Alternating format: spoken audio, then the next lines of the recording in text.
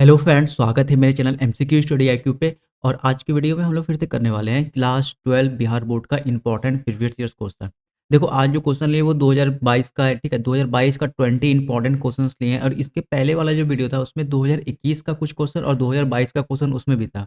देखो, ऐसा क्वेश्चन कर रहे हैं कि जो कि ईजी रहे और सब जितने भी लोग इसमें इस वीडियो को देख रहे हैं, जो पढ़ने में तेज है, कमजोर है, वो सारे के सारे क्वेश्चन कर डालें। ठीक है, देखो बिहार बोर्ड के एग्जाम में क्वेश्चन रिपीट करता है प्रीवियस ईयर्स का। तो जब तक आपको प्रीवियस ईयर से क्वेश्चन अच्छे से नहीं पता होगा कि कौन सा क्वेश्चन पूछा जाता है और किस टाइप का पूछा पूछा जाता है, उसके अकॉर्डिंग ही आप 2025 के एग्जाम में जो आपको 75 मार्क्स का जो ऑब्जेक्टिव पूछा जाएगा, उसको आप सही से बना सकते हैं। तो प्रीवियस ईयर्स क्वेश्चन PYQ ये बहुत इंपॉर्टेंट हो जाता है आपके एग्जाम के लिए। तो ठीक है, तो चलिए शुरू करते हैं। आज का पहला पहला क्वेश्चन है। ठीक है, फर्स्ट क्वेश्चन क्या कर रहा है कि एम्पेयर घंटा मात्रक होता है। देखो, इस टाइप का क्वेश्चन बहुत इंपॉर्टेंट होता है। मतलब आप 75 क्वेश्चन में से समझो 10 मार्क्स का क्वेश्चन आपको ऐसा यूनिट पे ही रहेगा, 10 से 12 मार्क्स का क्वेश्चन। तो आपको इस टाइप का क्वेश्चन को नहीं छोड़ना है। ये सब क्वेश्चन बहुत ही ज़्यादा इंपॉर्टेंट है। एम्पेयर आवर, ये 2022 का क्वेश्चन है। ठीक है, ये आज जितने क्वेश्चंस लिए हैं वो सिर्फ सिर्फ 2022 का क्वेश्चन है। एम्पेयर घंटा मात्रक होता है। The unit of ampere hour. देखो, सबसे पहले तो ये एम्पेयर यानी करंट का बात कर रहा है और टाइम का बात कर रहा है। तो समझ जाइए किसका रिलेशन होता है, तो चार्ज यहाँ पे आ जाएगा। देखो, हमें पता है करंट इक्वल्स टू क्या होता है, चार्ज अपॉन टाइम। और अगर हम यहाँ से क्रॉस मल्टीप्लाई करते हैं तो क्यू इक्वल्स टू क्या हो जाएगा, आई इंटू टी। देखो, चार्ज करंट का ऐसा यूनिट होता है एम्पेयर, और टाइम का क्या होता है सेकंड लो, नहीं तो आवर लो। यहाँ पे क्या कर रहा है, घंटा। तो यहाँ हम क्या कर देंगे, एच यानी आवर। देखो, एम्पेयर आवर बराबर क्या होता है, चार्ज यानी ऑप्शन नंबर बी आवेश। इस टाइप का क्वेश्चन बहुत पूछा है। आपसे पूछ देगा 1 एम्पेयर इक्वल्स टू क्या होता है, तो 1 एम्पेयर चार्ज का ऐसा यूनिट क्या हो जाएगा, कूलम अपॉन सेकंड। तो कूलम पर सेकंड क्या होता है, या कूलम पर आवर क्या होता है, तो 1 एम्पेयर होता है। तो ऐसा क्वेश्चन बहुत बताया, बहुत ज़्यादा ही इंपॉर्टेंट है ये सब क्वेश्चन। निम्नलिखित में से कौन सही है, सबको पता है। देखो, याद रखना है कि 1 वाट इक्वल्स टू क्या होता है, 1 जूल पर सेकंड। 1 वाट इक्वल्स टू क्या होता है, 1 जूल्स पर सेकंड। ये बात याद रखना, ये शक्ति का ऐसा यूनिट होता है, पावर का ऐसा यूनिट होता है ये। ठीक है, और पावर इक्वल्स टू क्या होता है, हम हमारा कार्य कार्य करने की शक्ति यानी वर्क डन अपॉन टाइम। देखो, वर्क डन का ऐसा यूनिट क्या होता है, जूल। और टाइम का ऐसा यूनिट क्या होता है, सेकंड। देखो, जूल पर सेकंड, यहाँ भी वही कह रहा है, जूल पर सेकंड इक्वल्स टू क्या हो जाएगा, वाट। तो याद रखना, ऐसा क्वेश्चन बहुत ही ज़्यादा इंपॉर्टेंट है, बहुत पूछा जाता है ये सब क्वेश्चन। तो वन तो वाट इक्वल्स टू, वाट किसका ऐसा यूनिट होता है, पावर का, शक्ति का। और power, what power equals to क्या होता है, work done upon time. Work done का ऐसा यूनिट होता है जूल, और समय या टाइम का ऐसा यूनिट क्या होता है, सेकंड। तो जूल पर सेकंड, ऑप्शन नंबर ए क्या हो जाएगा यहाँ पर राइट आंसर। इंपॉर्टेंट है ये सब क्वेश्चन। विद्युत तीव्रता का ऐसा ही मात्रक होता है। देखो, कितनी बार ये क्वेश्चन पूछा हुआ है, रिपीट ही कर रहा है ये क्वेश्चन। देखो, विद्युत तीव्रता को हम दो तरह से, इसका एसआई मात्रक आपसे पूछता है। अभी के लिए तो न्यूटन पर कूलम होगा। ठीक है, एन अपॉन सी, यानी इसे क्या बोलते हैं हम लोग, न्यूटन पर कूलम। ये न्यूटन पर कूलम को हम लोग वोल्ट पर मीटर भी लिखते हैं, वोल्ट पर मीटर। तो याद रखना, ये दोनों ही आपका ऐसा यूनिट होता है इलेक्ट्रिकल इंटेंसिटी का। विद्युत तीव्रता का ऐसा मात्रक ये दोनों होता है, तो आपको दोनों याद कर रखना है, एक वोल्ट पर मीटर और न्यूटन पर कूलम। तो एन अपॉन सी हो जाएगा यहाँ पे भी राइट आंसर। देखो, इसका वीमा भी पूछा हुआ है, विद्युत तीव्रता का आपको वीमा या डायमेंशन में पूछता है, तो आपको याद रखना MLT-3। MLT-3 पहले भी बताया है प्रीवियस ईयर क्वेश्चन में ही। ML-3 और A⁻⁻1। ए करंट हो गया, T से टाइम हो गया, L से लेंथ हो गया और M से मास हो गया।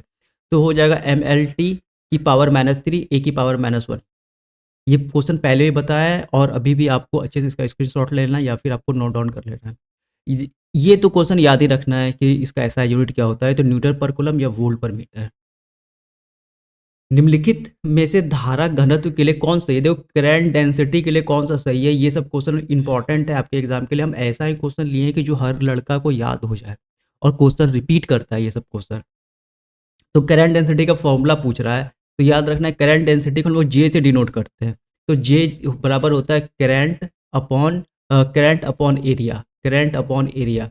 देखो, करंट का ऐसा यूनिट, अच्छा यहाँ पे देखो जे अपॉन ए, यानी ए से यहाँ एरिया है। तो ऑप्शन नंबर बी क्या हो जाएगा यहाँ पर right answer, current upon area.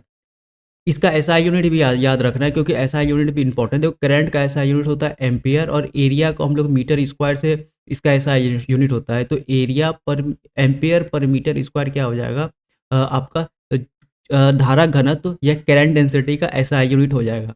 SI unit यहीं से बनाते हैं, फॉर्मूला से ही। देखो ये सब क्वेश्चन इंपॉर्टेंट है, तो आपको अच्छे से याद रखना है ये सब क्वेश्चन को। क्वेश्चन नंबर 5 करते हैं। देखो ऐसा क्वेश्चन तो बहुत पूछ रहा है हाल फिलहाल के एग्जाम में। 2022 से जो ये ऐसा क्वेश्चन पूछना शुरू किया है, तो अभी 2024 में भी शायद ऐसा क्वेश्चन पूछा हुआ है। तो ये सब क्वेश्चन बहुत इंपॉर्टेंट है, और हम हमेशा बता ही रहे हैं कि कार्बन कोड का वैल्यू क्या होता है। तो देखो 75 मार्क्स में ये एक एक ईयर में, यानी 2021 में ऐसा क्वेश्चन 3 पूछा हुआ है। यानी 75 मार्क्स में से 3 क्वेश्चन तो आपको कलर कोड में पूछा हुआ है। बहुत सिंपल है, बस आपको कलर कोड याद रखना है। तो कलर कोड यहाँ लिख दे रहे हैं, आपको अच्छे से याद रख लेना है इसमें कौन सा आंसर सही होगा। देखो जीरो पे होता है ब्लैक। अगर पूछिएगा जीरो पे कार्बन प्रतिरोध का कलर कोड जीरो पे कौन सा होता है, तो जीरो पे ब्लैक होता है। हमें यहाँ क्या किसका पूछ रहा है पहले, तो वाट ब्लू का। तो देखो ब्लू है आता है 6 नंबर पे, तो ऑप्शन नंबर डी अभी के लिए क्या हो जाएगा, सही हो जाएगा। देखो एक पे ब्लैक होता है, 1 पे ब्राउन होता है, 2 पर रेड, ये भी कुछ क्वेश्चन पूछा हुआ है, ये भी पूछा हुआ है, ये भी पूछा हुआ है, ये भी पूछा हुआ है। ये शुरू का 1 से 5 तक तो याद रखना ही रखना है। 6 का भी पूछा है तो ब्लू होता है, 7 में वायलेट हो जाता है, 8 में ग्रे हो जाता है, और 9 में व्हाइट हो जाता है। याद रखना काला से शुरू होता है, जीरो से, और सफ़ेद पे खत्म होता है। तो 0 और 9 का तो याद हो ही गया। 2 पे रेड होता है, प्रीवियस ईयर्स क्वेश्चन में आया हुआ, ये भी याद रखना है। 3 पे ऑरेंज होता है, ये भी आया हो गया। 1 से 5 तक तो याद रख लेना है। 9 पे व्हाइट हो जाता है, 8 पे ग्रे, 6 पे ब्लू। जितना जितना पूछा हुआ है उसको याद रखना है टोटल को। ठीक है, देखना 3 मार्क्स का क्वेश्चन, 3 ऑब्जेक्टिव आपको इसी से पूछ देगा, कार्बन का कलर कोड से। ठीक है, कार्बन प्रतिरोध का कलर कोड से। करते हैं next question. Length length length नियम संरक्षण किस सिद्धांत पे का परिणाम है। Lenz law real of following conservation, यार ना कंजर्वेशन ऑफ एनर्जी या ऊर्जा के सिद्धांत पे ये बेस्ड है। स्टार मार्क लगाना है, ये भी प्रीवियस ईयर क्वेश्चन है। लेंज नियम संरक्षण ऊर्जा का सिद्धांत पे ये कार्य करता है। ऊर्जा के संरक्षण के सिद्धांत पे कार्य करता है लेंज का नियम। चुंबकीय फ्लक्स का एसआई मात्रक होता है। देखो ये सब इंपॉर्टेंट क्वेश्चन है, इसको अच्छे से याद रखना है। चुंबकीय फ्लक्स का पहले ही बताएं, वेबर होता है। ठीक है, चुंबकीय फ्लक्स एसआई मात्रक क्या होता है बच्चों, वेबर होता है। इसे हम कैपिटल डब्ल्यू से डिनोट करते हैं। अगर इसका वीमा भी पूछता है मैग्नेटिक फ्लक्स का, तो याद रखना इसका डायमेंशन या वीमा क्या हो जाएगा, M L2 T⁻², A⁻², तो याद रखना इसका वीमा भी एग्जाम में पूछा हुआ है, इसलिए बता दिए। वेवर को हम लोग कैपिटल डब्ल्यू स्मॉल बी से डिनोट करते हैं। ठीक है, डब्ल्यू बी से इसे डिनोट करते हैं। तो याद रखना चुंबकीय फ्लक्स का एसआई मात्रक क्या होता है, वेवर होता है, वेवर। एक आदर्श एमीटर का प्रतिरोध होता है। देखो यहाँ पे लिख दिया है आदर्श। अगर आदर्श आइडियल एमीटर का बात करता है, तो उसका प्रतिरोध होना चाहिए क्या, शून्य होना चाहिए। लेकिन अगर यहाँ पे आदर्श नहीं लिखे, ठीक है, सिर्फ लिखे कि एक एमीटर का प्रतिरोध होना चाहिए, तो बहुत कम होना चाहिए। ठीक है, उस समय ऑप्शन क्या हो जाएगा, ए सही हो जाएगा। अगर आदर्श वर्ड नहीं आया, वहाँ पे आइडियल वर्ड नहीं आया। लेकिन अगर आइडियल लिख दिया है यहाँ पे क्वेश्चन में, तो याद रखना उस समय क्या होना चाहिए, जीरो होना चाहिए। ये इंपॉर्टेंट क्वेश्चन है, दोनों क्वेश्चन पूछा है, एक आदर्श लगा के पूछा, एक बिना आदर्श के साथ पूछा है। 9 क्वेश्चन करते हैं। निम्नलिखित में से कौन अल्फा कण के लिए सही है, which of the following is correct for alpha alpha particle. पहले भी बताया, देखो अल्फा पार्टिकल जो होता है वो पॉजिटिव चार्ज पार्टिकल होता है, और हीलियम न्यूक्लियस की तरह बिहेव करता है। हीलियम नाभिक की तरह रहता है अल्फा पार्टिकल। अल्फा पार्टिकल पे 2+ अल्फा 2+ चार्ज होता है। याद रखना पॉजिटिव चार्ज पार्टिकल होता है अल्फा। अर्ध आयु काल टी हाफ एवं 6 नियतांक में संबंध होता है। देखो काफी इंपॉर्टेंट क्वेश्चन है ये वाला भी। देखो केमिस्ट्री में भी ये क्वेश्चन आता है टी हाफ का। टी हाफ का फॉर्मूला जो हमारा होता है वो क्या हो जाता है, 0.693 अपॉन लेमडा। ये लेमडा क्या है यहाँ पे, तो ये है 6 नियतांक। 6 नियतांक, नियतांक ओके। ठीक है, याद रखना यहाँ नियतांक लिखा हुआ है ऊपर में। ये क्या है, 6 नियतांक है, ये क्या लेमडा हमारा। एक बात और याद रखना, जितने भी रेडियो एक्टिव सब्सटेंस होते हैं, रेडियो एक्टिव होते हैं, उन्हीं का टी हाफ निकालना है फिजिक्स में। तो रेडियो एक्टिव सब्सटेंस जो होते हैं वो फर्स्ट ऑर्डर ऑफ रिएक्शन को फॉलो करते हैं। ठीक है, प्रथम बाल गतिकी में जो हम लोग पढ़ते हैं केमिस्ट्री में, तो first order of reaction follow करते हैं हमारा क्या, सो रेडियो एक्टिव सब्सटेंस। तो आपको ऑप्शन में कुछ इस टाइप का दिया था सारा का सारा, तो याद रखना यहाँ पे क्या हो जाएगा लैम्डा, तो T half equal to 0.693 upon lambda. यहाँ लैम्डा क्या है 6 नियतांक, वही केमिस्ट्री वाला भी यह फॉर्मूला सेम लग जाएगा यहाँ पे। तो ऑप्शन नंबर ए सही होता। अब ये जो 3 ऑप्शन थे, इस टाइप में किसी में लैम्डा ऊपर डाल देता आपको, ठीक है, किसी में ये जो इसका वैल्यू चेंज कर देता। तो एक वैल्यू था 0.3639, तो याद रखना 0.693 होता है, 0.693 अपॉन लेमडा टी हाफ का वैल्यू होता है। और रेडियो एक्टिव एक्टिव जितने भी सब्सटेंस होते हैं उनका वो जो होते हैं first order of reaction follow करते हैं, और फर्स्ट ऑर्डर ऑफ रिएक्शन के लिए टी हाफ का वैल्यू क्या होता है 0.693 अपॉन लेमडा केमिस्ट्री वाला, ठीक है, याद रखना है। देखो नैंड गेट का संकेत होता है, यहाँ पे 4 ऑप्शन आपको दिए होंगे हर एक का गेट बना करके, तो याद रखना नैंड गेट का सिंबल और का बहुत इंपॉर्टेंट है, ये सब क्वेश्चन इंपॉर्टेंट है, मतलब प्रीवियस ईयर में पूछा हुआ क्वेश्चन है, बार बार रिपीट कर रहा है ये। बात करते हैं अगर नैंड गेट का, तो नैंड गेट के लिए देखो इसको बोलते हैं इन्वर्टर, यहाँ पे ये याद रखना है, ये यहाँ पे जीरो जैसा लगता है, और यहाँ पे दो इनपुट रहता है एक्स वाई, और एक क्या रहता है आउटपुट रहता है, ठीक है। ये छोटा वाई है, ठीक है, ऊपर ये जो है ये छोटा वाई है, और यहाँ पे ये क्या है बड़ा वाई है। तो बड़ा वाई आउटपुट दिखा रहा है, एक्स वाई क्या दिखा रहा है हमारा इनपुट दिखा रहा है। और याद रखना इसको जीरो बनाना है, यहाँ पे इसे बोलते हैं इन्वर्टर, ये जीरो को वन करता है, वन को जीरो कर देता है। और ये किसका है नैंड गेट का। अगर बात करते हैं हम लोग नॉर गेट का सिंबल के बारे में, तो कुछ ऐसा रहता है, ठीक है। यहाँ भी जीरो बनाना है आपको, यहाँ पे ये इन्वर्टर है यहाँ पे, ठीक है। एक ये हो जाएगा यहाँ पे एक्स और वाई, ये आउटपुट है, दो इनपुट है, तो इंपॉर्टेंट दोनों क्वेश्चन रिपीट क्वेश्चन किया हुआ है, पहले वाली वीडियो में भी ये सब बताए हुए हैं सब क्वेश्चन। तो आंसर के लिए क्या हो जाएगा एंड नैंड गेट का ये वाला सिंबल, अगर नॉर गेट का भी पूछा है प्रीवियस ईयर्स में तो बता दिए ये सिंबल याद रखना है आप लोग। क्वेश्चन नंबर 12 करते हैं, निम्नलिखित में से कौन सा संबंध द्रव्यमान और ऊर्जा के लिए सही है, which of the following relation correct for mass and energy. तो मास और एनर्जी के लिए आइंस्टीन समीकरण हम लोगों को याद रहना चाहिए, E equal to M C square. देखो कितना इजी क्वेश्चन पूछा है। आइंस्टीन समीकरण समीकरण तो आइंस्टीन समीकरण क्या कहता है, E equal to M C square, यानी एनर्जी मास रिलेशनशिप यही है। तो E equal to M C square, option number C देखो यहाँ पे ई इक्वल टू क्या लिखा हुआ है सी पे, यहाँ पे स्क्वायर है, तो ई इक्वल टू क्या हो जाएगा M C square, option number C right answer. यदि समान धारिता C1 के N संधारित्र समानांतर क्रम से जोड़े जाए तो तुल्य की धारिता होगी। देखो कनेक्टेड इन पैरेलल है, ठीक है, C1 मतलब जितने भी कैपेसिटेंस जुड़े हुए हैं वो पैरेलल में जुड़े हुए हैं, और सबकी समान धारिता क्या है C1 है। तो देखो क्या हो जाएगा CP। देखो पैरेलल में क्या होता है डायरेक्ट सम हो जाता है, वन अपॉन करके सम नहीं करते हैं। तो देखो अगर हम C1 plus C2 plus C3 plus C4 dot dot dot dot, ये कितना N तक लगा हुआ है, कितना तक लगा हुआ है N धारिता के लिए बात कर रहा है, पैरेलल व्हाट भी, ठीक है। अब देखो कह रहा है क्या सबका धारित सब में समान धारिता है C1, यानी CP इक्वल टू क्या हो जाएगा C1 प्लस C2, C2 भी क्या है C1 है, क्योंकि सब में समान आपका धारिता है C1 डॉट डॉट, ये भी क्या हो जाएगा N तक ही भी क्या हो जाएगा C1 ही हो जाएगा। जब हम टोटल जोड़ेंगे यानी N तक लेके जा रहे हैं तो ये क्या हो जाएगा NC1 तो CP इक्वल टू क्या हो जाएगा NC1, ऑप्शन नंबर सी क्या हो जाएगा यहाँ पर राइट आंसर। या CP नहीं डाल के P मतलब पैरेलल का बात कर रहा है, ठीक है, P मतलब क्या है यहाँ पैरेलल है। तो अगर P अगर नहीं दिया हुआ है तो आपको यहाँ नहीं लिखना है, तो C इक्वल टू क्या हो जाएगा NC1 हो जाएगा हमारा, ऑप्शन नंबर सी क्या हो जाएगा राइट आंसर। आवेश चालक की ऊर्जा होती है, what is the energy of charge conductor, पहले भी बताया ये क्वेश्चन। देखो U या E दोनों से में से किसी से डिनोट करते हैं, तो U इक्वल टू हो जाएगा हाफ CV स्क्वायर, ये हो जाएगा आपका चार्ज, और भी से क्या हो जाएगा हमारा वोल्टेज। तो याद रखना ऑप्शन नंबर यहाँ क्या हो जाएगा बी हो जाएगा हमारा राइट आंसर।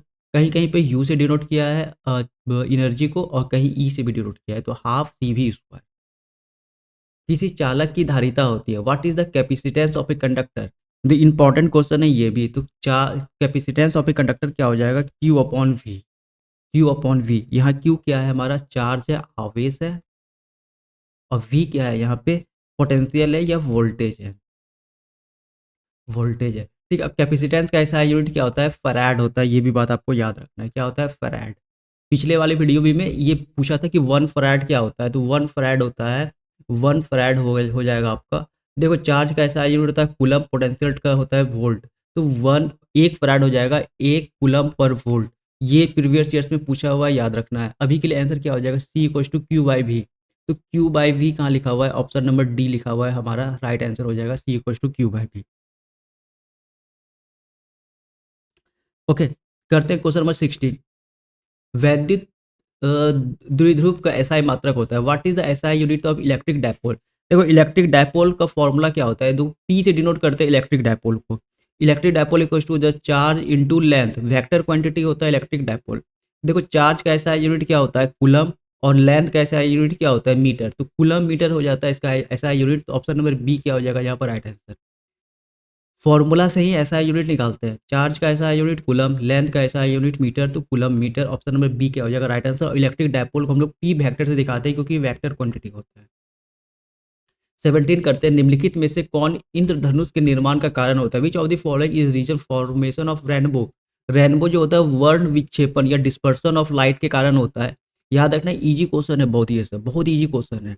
75 मार्क्स में आपको 75 मार्क्स में आपको कम से कम 40 मार्क्स का तो ऐसा क्वेश्चन देखने को मिलेगा जिसमें सिर्फ आपको रट के टिक करना है।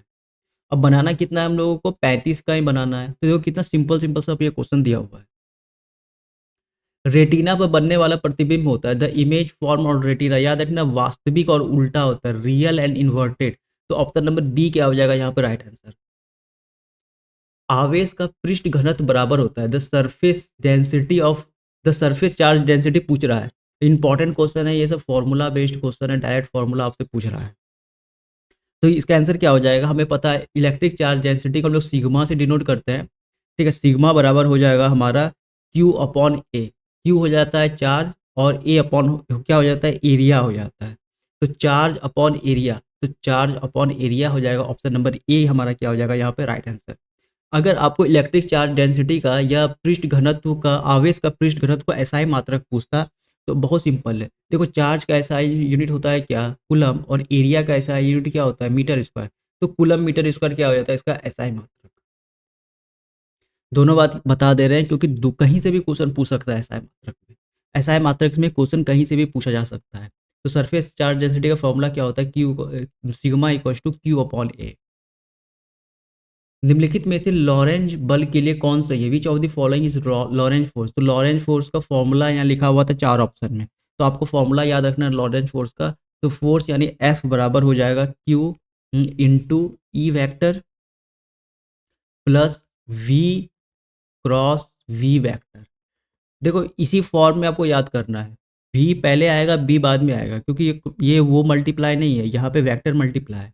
ठीक है, तो वी क्रॉस बी और ई आ जाएगा प्लस में आपको, तो E plus V cross B आपको क्या हो जाता है, और आगे में क्या रहेगा चार्ज। तो ये क्या हो जाता है हमारा लॉरेंज फोर्स हो जाता है। जब थ्योरेटिकल 2 मार्क्स का बात करेंगे तो फिर से इस नंबर का डिफिनेशन बताना पड़ेगा, क्योंकि ये सब क्वेश्चन 2 मार्क्स में ही पूछा जाता है। लॉरेंज फोर्स क्या होता है उसका फॉर्मूला लिखने के लिए। तो इंपॉर्टेंट है ये सब क्वेश्चन, आपको अच्छे से याद रख लेना है। देखो 20 क्वेश्चन कंप्लीट हो गया। तो अब मिलेंगे अगले वीडियो में, तब तक के लिए थैंक यू। चैनल पे नए हैं, देखो वीडियो को शेयर कर दो जिसके पास शेयर नहीं हुआ है, ठीक है। तो मिलेंगे अगले वीडियो में, तब तक के लिए थैंक यू।